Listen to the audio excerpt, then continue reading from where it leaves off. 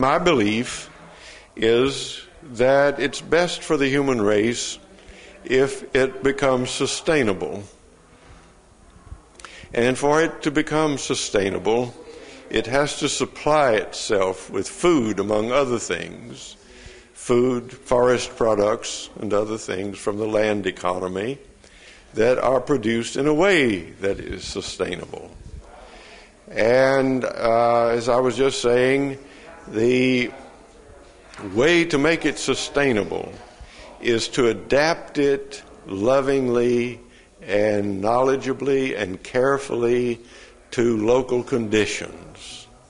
In other words, I am for locally adapted agriculture. I can't say anything to you about the future of the world because I don't know the whole world, and I know only part of the world, and I don't even know part of the future.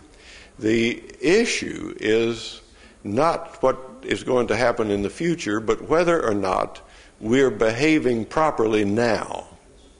And for the most part, we're not behaving properly toward the sources of our life at present because we're not maintaining them. The English agriculturist Sir Albert Howard said that we have to obey the law of return. That is, what we take from nature in the way of fertility, we must give back. In other words, the wheel of life, the cycle of fertility, must revolve in place without interruption.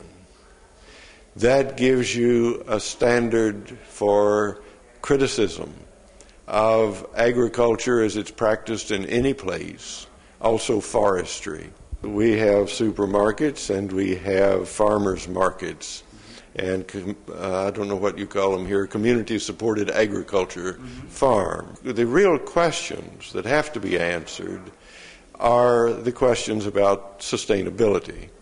If the production methods are sustainable over a long haul, over the long time, then it matters less where the products are bought.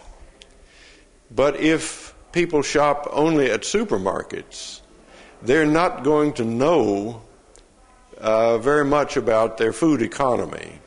They're not going to know where it comes from, what the ecological and human costs are of its production, or what it costs ecologically and in terms of energy and human work to transport it.